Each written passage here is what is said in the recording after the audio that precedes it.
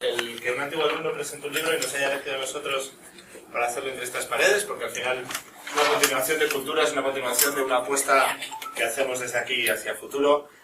También es un honor para mí porque, bueno, hay un dicho que dice que pobre del maestro que no le adelanten sus discípulos, ¿verdad? Y en aquel momento yo le expliqué mucha física, le cambié la vocación, ¿verdad? Y ahora viene presentando un libro, ¿verdad? Has escrito un libro, has plantado un árbol, no sé si hay algo más. En ello estoy. Y bueno, pues nos va a contar todo esto. Yo ya os digo que para nosotros es un placer este tipo de cosas. Es la historia de una ilusión y como tal queremos estar a su lado mucho tiempo después. Así que bueno, nosotros Luis Ignacio y el altar blanco.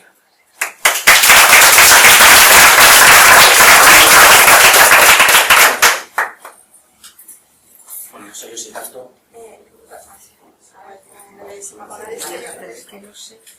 ¿Así se ve bien? Sí. Vale.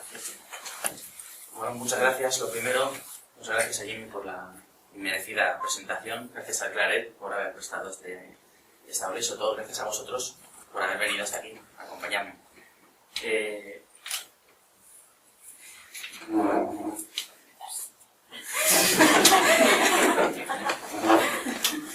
Bueno, ¿cómo es que se me ocurrió escribir? Yo, desde pequeño, me gustó mucho leer. De esto tienen mucha culpa mis padres, que jamás me negaron un libro, por raro que fuera o por muy difícil que fuese de conseguir. Y también el colegio. Yo me acuerdo que hubo un profesor de lengua en la ESO o en primaria que nos hizo traer un par de libros a cada uno y formó una pequeña biblioteca. Y el primer día, no me acuerdo con quién, pero sí me acuerdo que eché una carrera con un compañero mío para ver quién conseguía primero el libro de Jurassic Park. Estaba ahí puesto. Evidentemente no era la versión de Michael Crichton, era una pequeña adaptación. No tenía yo capacidad para leer el libro de verdad. Y bueno, continué leyendo, me iban gustando las historias, leí muchas novelas de aventuras, leí ciencia ficción, mucho a las historias de Asimov y, bueno, al que muchos consideran el maestro de la fantasía, Tolkien, evidentemente. Pero con el tiempo, pues había algunas novelas que no me terminaban de convencer al final, o no me convencían del todo. Entonces, inevitablemente me montaba yo mis historias para engañarme a mí mismo, me quedaba con otro final, el protagonista lo salvaba o hacía otra cosa y yo era feliz imaginando, no volví a tocar ese libro, pero era feliz imaginando que las cosas habían pasado de otra manera. Y bueno, pues en un momento dado se me ocurrió una historia y decidí que era buena idea ponerla por escrito.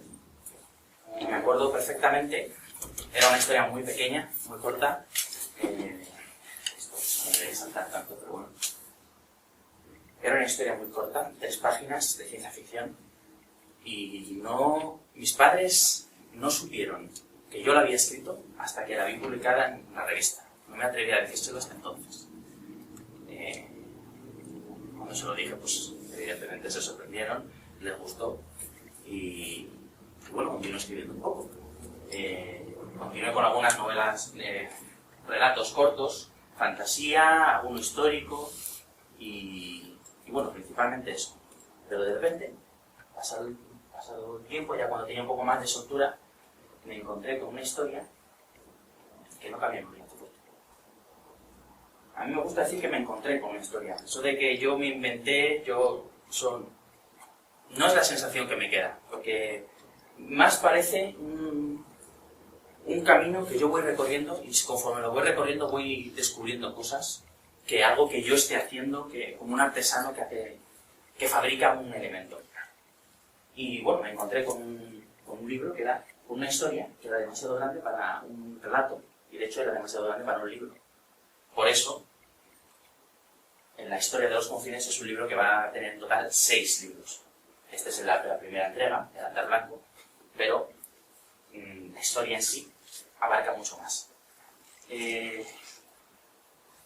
Bueno, antes de empezar a hablar del libro, una de las razones por las que yo escribo, aparte de por la fama y por la gloria y todo eso, estoy escribiendo ahora la segunda parte, estoy más o menos en el Ecuador, y me tocaba hacer una parte en la que un personaje le cuenta una historia a otros personajes, y es la historia de la fundación de una ciudad, así no viene al caso, pero yo me quedé pensando y dije, efectivamente, es esto de aquí. O sea, es una historia dentro de una historia. Yo mismo, cuando lo estaba escribiendo, me quedaba con la sensación de que era yo mismo el que estaba sentado junto con los personajes. Me imbuía hasta tal punto a la historia que me olvidaba que estaba leyendo un libro. Y bueno, yo creo que eso es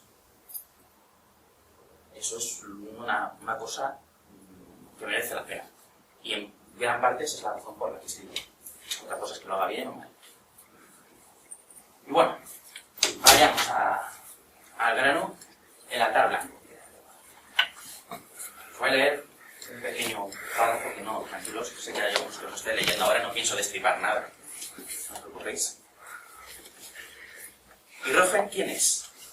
Es el señor de Elimar y de la casa de Uzi. Ya te explicarán todo con más calma cuando llegues, pero será con él con quien tengas que hablar, pues todo lo que pasa en Elimar es potestad suya. Si te quedas o no, lo decidirá él. Y es muy poderoso. A estas alturas, Halleck se había olvidado por completo de sus anteriores pesares. En ese momento ascendían una garganta un poco pronunciada, pero él ya no prestaba atención a su alrededor. Sin duda, contestó Serian, sin poder reprimir una sonrisa. Pero él no es mago. Ninguno de su familia lo es, ni ninguno de los anteriores señores de Lima. Ya atravesando la garganta, el guardián detuvo su montura y mirando al frente anunció: bienvenido a Elima, Halleck de Roy. Bueno, esto, que no os dice mucho a los que no sabéis leído el libro, resumo un poquito los grandes hilos que os podéis encontrar. La historia tiene lugar aquí. Estos son los confines, o también llamadas las cuatro tierras. Es un mundo de fantasía, inventado, que no solo es que no exista, sino que tiene elementos que no están en nuestro mundo y nunca han estado. Magos, brujos, grandes monstruos que devoran a seres humanos, afortunadamente. Que yo sepa, todavía no tenemos nada de eso. Y este mundo, que es extraño en muchos aspectos, nos acercamos a él gracias a los personajes. Especialmente a los tres protagonistas: Halleck de Roy, Claudia de Ferrantia y Ludo del Alba. ¿Por qué? Porque he intentado que los personajes sean verosímiles, no sean ningún héroe perfecto, maravilloso, que venga a salvar al mundo, ni el destinado por un oráculo secreto, a liberar a la humanidad. No, son personas como nosotros, al menos como yo, con nuestras virtudes y nuestros defectos, y creo que he conseguido que en lugar de tener que hablar yo de ellos, sean ellos los que mediante sus actos, mediante sus palabras, se definan. Y en concreto el trío protagonista, antagonista, que hay un juego bastante dinámico que ayuda a que la trama siga adelante, nos transporta a lo largo de la historia. La historia de Altar Blanco tiene lugar en una zona muy limitada de este mapa, porque quiero que este mapa sirva para toda la saga. ¿Vale? Entonces por eso tiene tantos detalles, tantos nombres, todo tiene un porqué, pero no es lo que eso decir. Bueno, esto es un ejemplo de lo que quería deciros. Esto que veis aquí son las 14 casas de los confines. En realidad lo que aparentemente no son más que apellidos: Halleck de Roy, Ludor del Alba, Claudia de Ferrantia, tiene mucho más detrás. Cada una de las casas, no digo que sean países, pero sí son un pueblo distinto, con su forma de ser, con su idiosincrasia. No es lo mismo que Halleck haya nacido en Roy que haya nacido en Lezo o en Cargos. Y todo esto, que evidentemente al ser el primer libro está como en potencia, por decirlo así, se va a desarrollar muchísimo más en los siguientes libros.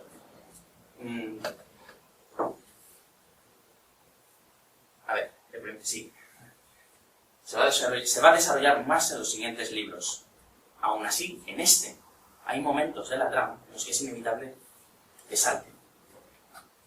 No solo eso, no es las casas, el único, por decirlo así, hilo conductor, la dicotomía, el combate entre magos y brujos. Esta es una imagen que hicimos de promoción. Es un poco por encima lo que te puedes encontrar como un gráfico.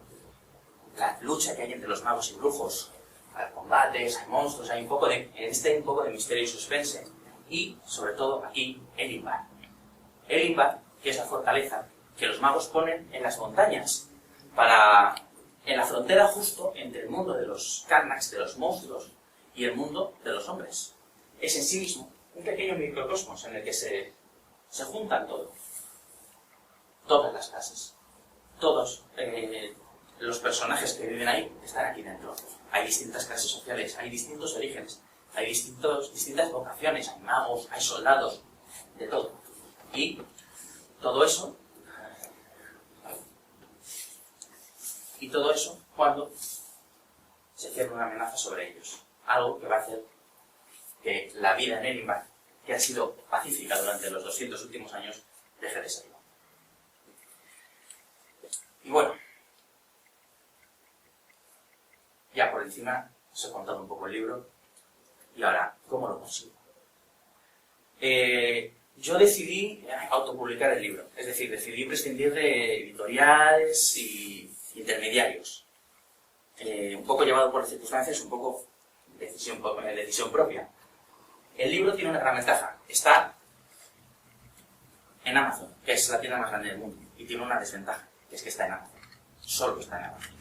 Aunque sea la tienda más grande del mundo, no llega a todo el mundo. Hay dos formas. El libro en formato físico, en tapa blanda, que es para los nostálgicos, los que seguimos queriendo poder pasar las hojas y notar el olor a imprenta de nuevo. Lo podéis pedir, os lo mandan a casa. Creo que a partir de 19 euros en libros no hay gastos de envío. Amazon lo pone él.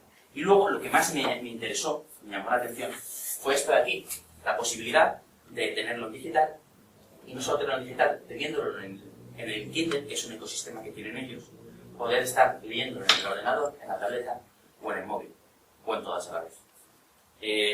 Yo, personalmente, me gusta más el libro, pero este sistema también me encanta. El hecho de que esté en mi casa leyéndolo en la tableta y me tenga que ir a estudiar, a trabajar, y me meta en el metro, me entren también ganas de leer, encienda el móvil y me haya recordado exactamente la frase en el que lo dejé, pues a mí me llama mucho la atención. Y bueno, esa es la forma que tenéis de conseguirlo, es la forma que hay de acceder a él por ahora. Y bueno, antes de terminar quería ofreceros un poco la sinopsis del segundo libro. Esto es en primicia porque todavía no lo he publicado, pero no sé por qué. Una inesperada plaga azota las tierras del norte de los confines, obligando a Hales, Laudia y Ludor a partir de Elimbar en una expedición de auxilio. Sin embargo, una vez allí, descubrirán que la amenaza que planea sobre las gentes de la Casa de Argos también resuena en los tambores de una vieja guerra y en la vergüenza de un secreto oculto a plena luz del día. Y antes de pasar a las preguntas, críticas, ladrillazos y demás, aquí tenéis el código BIRI por si queréis acceder a la página web donde se detallan las críticas, las opiniones que ha habido sobre el libro y la dirección web para ir directamente. Lo último, ya dar las gracias otra vez a Jimmy y al Colegio Claret por habernos permitido estar aquí, a mis padres por haberme soportado durante tantos años, a mi hermana y sobre todo a Rocío, porque os garantizo que no estaríamos aquí de no ser por ella. Muchas gracias a todos.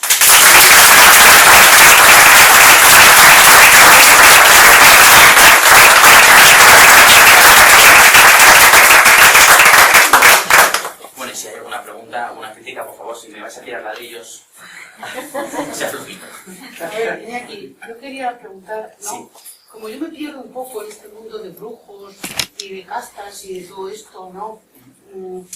No sé si hay que leer el libro antes, o tú nos puedes decir qué quieres decir con todo eso. O sea, si puedes, no sé si he formulado la pregunta bien. Sí. A ver, el problema es que lo que quiero decir, no lo quiero decir solo con el altar blanco, lo quiero decir también con los demás. Y bueno, me vas a permitir que como un escritor tengo también mi pequeño orgullo, no solo es el mensaje, sino es el camino que se sigue a través del mensaje. Yo, más que querer decir algo, lo que quería era mostrar, y cada uno posiblemente encontrará o leerá un mensaje distinto, según sea él. No sé si es suficiente, pero tampoco quiero destripar a todo el mundo. ¿Cuánto de ti hay en Hades? ¿Y cuánto de Hades en ti? Bastante, hay bastante. No todo, pero hay bastante. Digamos que, bueno, Hales tiene un poco más de mal genio que yo, que ya te digo. Pero sí, hay bastante de Hales, no todo. Y hay algo de mí también en unos cuantos personajes que no pienso decirlo. Vaya de entrada. Personajes secundarios también hay. Incluso el Ludo, el antagonista, el malo, entre comillas, también tiene algo mío. Yo sé que tienes otros proyectos en las letras, incluido juntos para cumplir mucho tiempo. ¿Y por qué le has dado una oportunidad a esta frente a otras ideas que tienes, siendo tan ambiciosa, 6 novelas? ¿Qué le digas a la gente que te dice, te metes en el mundo de la novela empezando con una serie de 6 en vez de con una simple novela? De Perdidos al Río, les diría, es una historia que me ha gustado mucho y que, bueno, aunque empecé, pues tenía los exámenes, tenía otros proyectos y demás, yo creo que merece la pena. O sea, si no, no habría hecho el esfuerzo. Más de una historia se ha quedado en el tintero porque yo no creía, o se ha quedado en espera porque todavía no está madura. Hay un par de ellas. Bueno, no lo he dicho, ¿vale? Parece una obviedad. Los que quieran leer algunos relatos cortos que tengo están publicados en la web, en la sección de publicaciones, ¿vale? Pues según explica la curiosidad, hay uno de ciencia ficción, 2 de ciencia ficción y uno de histórico. Bueno, hay una envidia tremenda que tengas la cabeza para la historia para 6 libros. O sea, me parece que para haber arrancado, me parece, vamos, una capacidad impresionante que es admirable. Eso lo primero. Y luego tengo una compañera, o sea, más o menos has contestado ya la pregunta, que el primer libro le ha enganchado muchísimo, es una de las personas que ha hecho unos comentarios de Amazon, y dice que para cuándo el segundo, porque vivir es el mismo. A ver, el segundo... Una compañera que no puede venir porque estaba trabajando. Le diría que se lo agradezco mucho. El segundo estoy ya en el... así más o menos en el Ecuador, y no me quiero atrever a dar fechas, pero con el primero tardé mucho porque no conocía un montón de cosas, no sabía, tuve que aprender a maquetar de cero, tuve que corregir el libro a pelo, con portada. Aquellos que me conozcáis sabéis que no dibujo también, ni de lejos, o sea, todo eso tuve que contratar a una ilustradora muy buena, por cierto, alemana, pero yo, es que tampoco quiero decir una fecha, pero para Navidades yo creo que estaría, pero no estoy seguro, tampoco quiero jugármela. Es la muy avanzada. Sí, ya te digo, por la mitad prácticamente. Yo tengo 3, voy a ir de uno en uno. Bueno, pero ¿tú sabes cómo acabas los 6 libros? ¿Sabes cuál es el final, el del 6.º libro? Lo tengo clarísimo. Vale. Va a haber... Completamente claro. ¿En serio? Totalmente en serio, no solo el final, O sea, sino no tienes nada metido en el margen de... Tengo margen, a ver, el primer libro está ya escrito, tengo el argumento del segundo, prácticamente todo el tercero, el cuarto a medias y el quinto, el sexto por encima. Pero lo que es el esqueleto, sé perfectamente a dónde voy. No, tranquilos que no voy a divagar. Voy a hacer otra cosa para divagar, ¿no? Te quiero decir, o sea, aparte de esos 3 personajes, me imagino que en 6, por los antecedentes que podemos tener de otras sagas por el estilo, habrá millones de personajes al final. No lo sé si es el caso.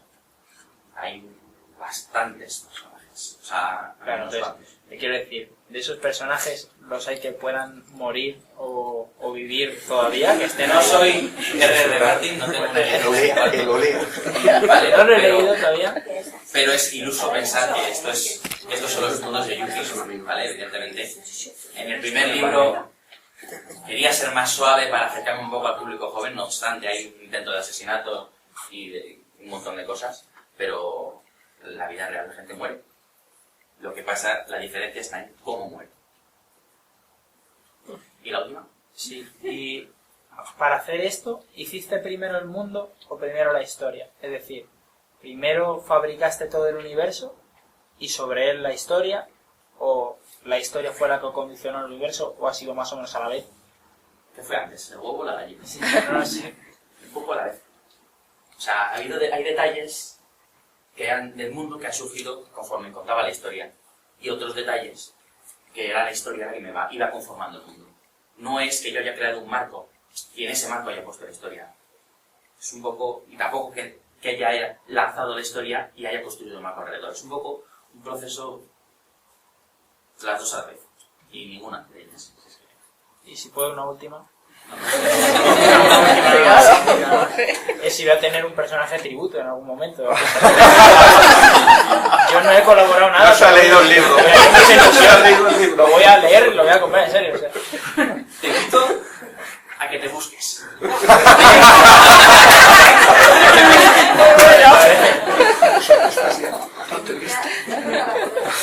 Porque, a ver, yo creo que los escritores, los buenos, ponen mucho de ellos en su libro, en sus obras en general. Entonces, evidentemente, si has estado acompañándome desde que estábamos en Nazaret hasta bachillerato, no pretenderás librarte de aparecer aquí. O sea, además en las clases de física nos fundían bastante para esas cosas. Sí. Ahora podemos reírnos de ello, ¿verdad? Sí. Bueno, hay alguna... Estáis siendo muy blanditos. Os lo digo. Yo te quería preguntar acerca del mapa que está en las últimas hojas del libro. Espera. Me pongo ya sobre todo. No, ahí. Pues claramente, ¿no? Es claramente el noroeste de la península, ¿no?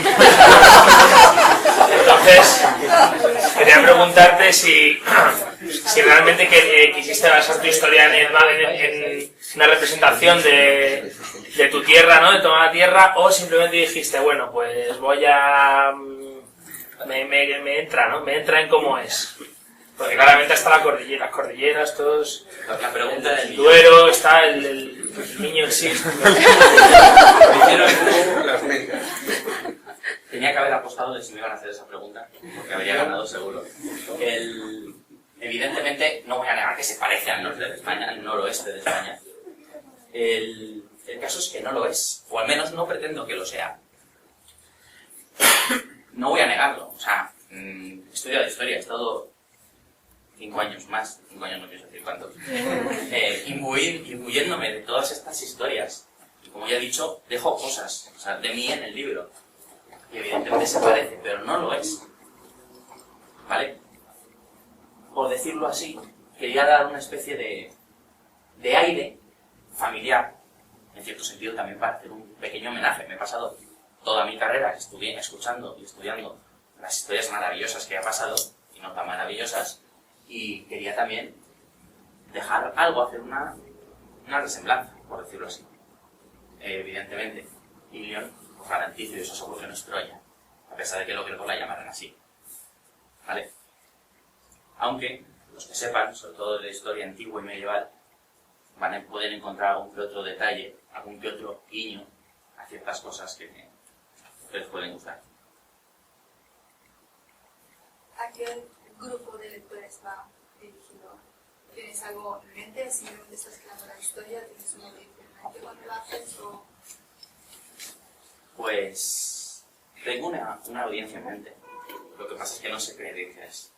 O sea, Ellos todavía no lo saben, ¿no? Ellos todavía no lo saben. Va a ser un encuentro mágico. Yo cuando escribí, o sea, yo pretendía hacer lo mismo. O sea, yo cuando era joven, lo siento. ¿No lo es? No, ya no lo soy. Lo siento, bueno, cuando era más joven, cuando era un niño, ¿vale? Leía libros que me encantaban. Crecía y me quedaba con más me quedaba con una sensación muy buena y cuando los volvía a coger con bastante más edad, ya con madurez, descubrí en esos mismos libros un montonazo de detalles, de matices que no había encontrado al principio. Y digo, pues eso es lo que quería. O sea, leer un libro, un buen libro es fantástico. Escribirlo, o sea, más que escribirlo, el imaginarlo es más incluso. Luego el hecho de ponerlo por escrito tal y repasarlo es un coñazo, pero... Entonces, yo lo que pretendía era precisamente eso, que la gente que se emocione con esta clase de literatura, que la gente que luego crece y la vuelve a leer y se vuelve a emocionar de otra manera distinta, pues pretendía un poco hacer eso. No sé si lo he conseguido o no, eso ya no me toca a mí decirlo.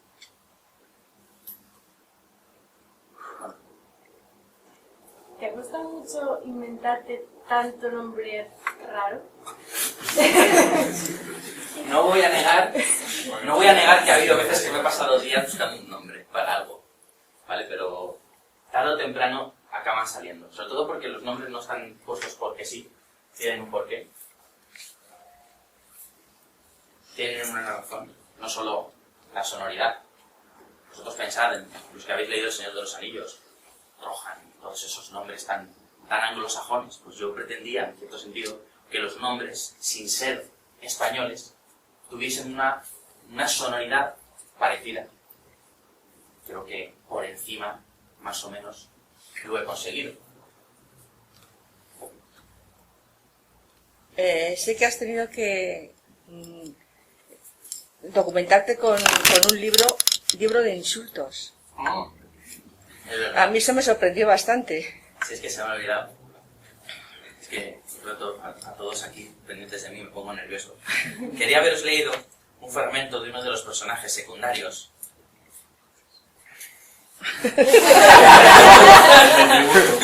Bien, porque es la parte de los insultos. Que no aparece mucho, no tiene mucho peso en la historia. En este libro, en otros desaparecerá y reaparecerá en un momento dado para hacer algo o no lo sé. Y quería ponerlo como ejemplo precisamente de eso que decía. Efectivamente, me encontré con este personaje y tenía una personalidad muy fuerte. Es el capitán de la Guardia de Elimbar y es el encargado de entrenar a los soldados y los magos en combate físico, con espadas, cuerpo a cuerpo, etc. Y cuando empecé a escribir de él descubrí que mi vocabulario de insultos se quedaba corto en comparación al suyo. Entonces tuve que agenciarme con un diccionario de insultos para poder estar a su altura y poner el personaje adecuadamente. Quería también leeros una frase suya, simplemente para que veáis, para que os ilustre un poco cómo es. ¡Vamos, vamos, vamos! Gritaba desaforadamente mientras daba palmas detrás del pobre y trastabillante Ralovet. La guerra es cansancio y dolor. Los enemigos no van a esperar que estéis frescos y ilusiones para atacaros. No, os saltarán al cuello cuando ya no podáis con vuestra alma. Vamos, señoritas, añadió cuando vio a dos pobres magos que iban casi andando. Esto no es nada comparado con lo que podéis aguantar. Preguntadles a mis hombres. Si esto os parece duro, bajar el valle con un saco lleno de piedras a la espalda a plena carrera debe pareceros el mismísimo infierno. No me miréis así, sé que os romperíais como una hoja mal templada. Truhanes, disfrutad del presente. Así que, Jorge. Me gusta. ¿Has pensado traducir el libro? Sí, pero yo no puedo hacerlo y los que pueden hacerlo cobran mucho, ¿no? Muchísimo. Es decir, seguro que es un precio súper justo porque las pocas veces que he intentado traducir textos me ha costado lo suyo. Me dice la filóloga que sí. ¿Vale? Pero por ahora está fuera del presupuesto de un autor de Nadie cercano que Se ofrece. Es un bonito precio. Pero si entra dentro de los planes, O un regalo, por el hermano. público que significa. Pero cuando esté la saga más avanzada, hay que hacerse de desear. Que los ingleses aprendan español. ¿Cómo le estás dando bombo al libro, digamos? ¿Cómo intentas dar a conocer? Por las redes sociales y sobre todo confiando en el boca a boca. Cuando no tienes presupuesto de publicidad, lo que estás haciendo es trabajo de redes sociales, y descubres que alguien que no conoces te ha comprado el libro, la primera vez, por ejemplo, o descubres que alguien que no conoces te ha hecho un comentario, pues eso te llena también un montón, porque la primera parte tú disfrutas mucho a la hora de escribirlo, te encanta verlo publicado cuando tu madre compra 20 ejemplares de golpe, pero la segunda parte es llegar a los demás. Es que la familia es muy amplia. La segunda parte es llegar a los demás. Y cuando lo consigues, pues se te queda la sonrisa en la boca. Y bueno, ¿alguna pregunta más? ¿Le voy a llamar Iñaki o Luis Ignacio? Iñaki. El problema que ha preguntado tu hermana no es de los libros, es de todo en la vida. Es decir, en este momento ocupar un espacio, las redes, por ejemplo, tú pones una cosa en la red y de 5 o 10 minutos después hay 20.000 cosas más. Entonces, el problema no es solo difundir un libro, sino hacerse un hueco en el mundo en cualquier actividad, incluido supongo los libros, porque yo no escribo ningún libro. El problema es genérico, no sé si hay algo particular en el escribir, en el caso de escribir un libro, pero hacerse un hueco en este mundo no es sencillo. Sí, el problema no es llegar, el problema es dejar una impronta. La ventaja de Amazon es que cualquiera puede escribir. No obstante, te he visto muy apagado en lo que te sigo en las redes. Es decir, hubo un bombardeo cuando se podía leer el libro gratis solo hasta no sé qué fin de semana, ayudado por la danesa y demás, pero luego yo no he vuelto en el sitio donde ando, no he vuelto a oír ese tipo de... no digo ese tipo, otro tipo de propaganda. A ver, es que, como veo yo las redes sociales, ¿quién iba a querer seguir a un tío que lo único que publica es comprar mi libro, toma un fragmento de mi libro, una foto mía con mi libro? Entonces, lo que intento es hacerme interesante, es ofrecer más contenido, algo interesante para que la gente lo siga. Me acuerdo que el día del libro, algunos escritores y yo decidimos hacer un pequeño microrelato. Entonces, lo publicamos, y si te gustaba el microrelato, podías acceder a otros relatos míos, etc. Es algo para evitar sobre todo el hola, compra mi libro. Hola, compra mi libro. Simplemente. Pero lo difícil es permanecer. Y yo creo que eso es labor de Zappa. Es haber hecho un trabajo de calidad y esperar a que boca a boca, que el tiempo pase. Si no lo has hecho, si no es de calidad, se descartará solo. Y si lo es, terminará triunfando tarde o temprano. Eso es al menos lo que creo. Por eso he elegido este camino. El mar, océano que rodea los confines tiene un libro. El mar, sí. O sea, El mar. ya, bueno. El hombre del mar es el mar. Son muy pragmáticos en ese sentido. Ahí sacas con la cabeza. Las montañas, son estas, se llaman las montañas. O sea, hay otros elementos, otros accidentes gráficos con nombres, pero, pues a ver, porque no soy Tolkien, no puedo poner a cada uno. Los iré poniendo según vaya llegando la historia a ellos. Casi, sí. Este rey, La saga al final, ¿cuál va a ser? ¿El altar blanco o la historia de los confines? La historia de los confines. Esa es la saga. Esa es la Luego saga. cada uno vendrá, cada libro tendrá su... Exacto. Porque estos son, los llaman los confines. También los llaman las cuatro tierras. Por Varia, Ioncale y Estura, que son el nombre de las cuatro tierras principales. Pero estos son nombres geográficos principalmente. Sobre esto hay un mapa político, pero no quería ponerlo porque es que abruma tanta información. Las 14 casas que habéis visto están distribuidas geográficamente.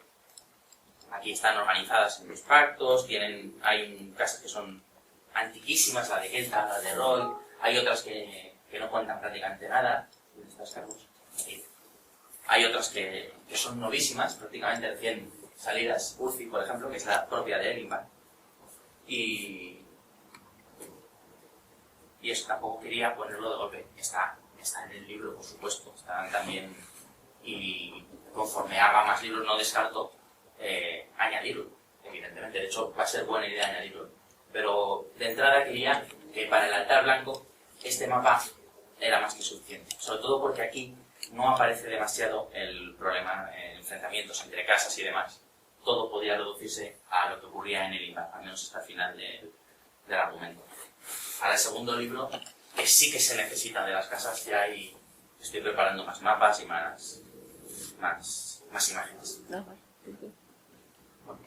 ¿Alguna pregunta más? Sí, has dicho que te han influido muchísimo Chesterton, Asimov y Tolkien. Sí. Pero tú has leído libros de todo tipo de estilos. Sí, por supuesto. Has escrito relatos de historia, de ciencia ficción, en fin. ¿Qué más escritores españoles, por ejemplo, te han influido para llegar hasta aquí? Bueno, pues, a ver, en cuanto a narrativa, he de confesar que me he pasado hablando inglés, Tolkien y con Chesterton. Pero en cuanto a pensamiento, sobre todo por la carrera, me han influenciado bastante. Podría mencionar a Menéndez Pelayo, a Donoso Cortés, a Maeztu, y un poquito también a Balmes. Pero en cuanto a forma, por decirlo así, podría decirse que ha adquirido una forma inglesa, pero el fondo, estoy muy influenciado por la carrera, por lo que he estudiado y por lo que he vivido. No por nada, esto tiene esta forma. Bueno, si no hay más preguntas, y insisto, habéis sido muy sí.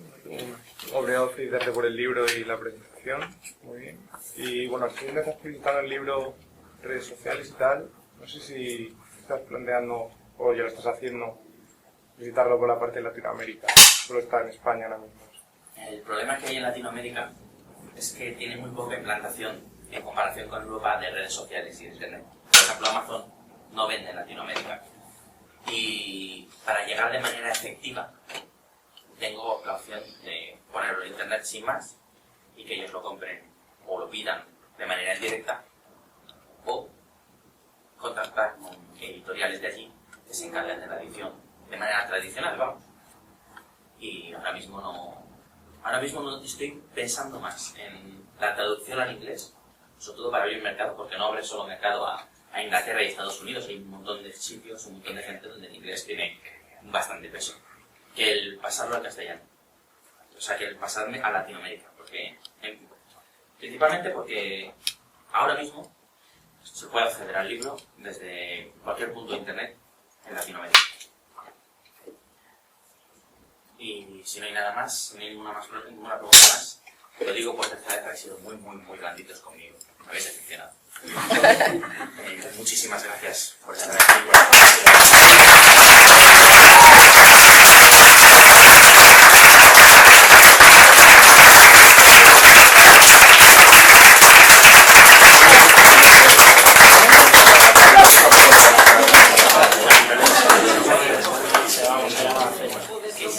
Y asusto con lo que me dijiste en el proyecto.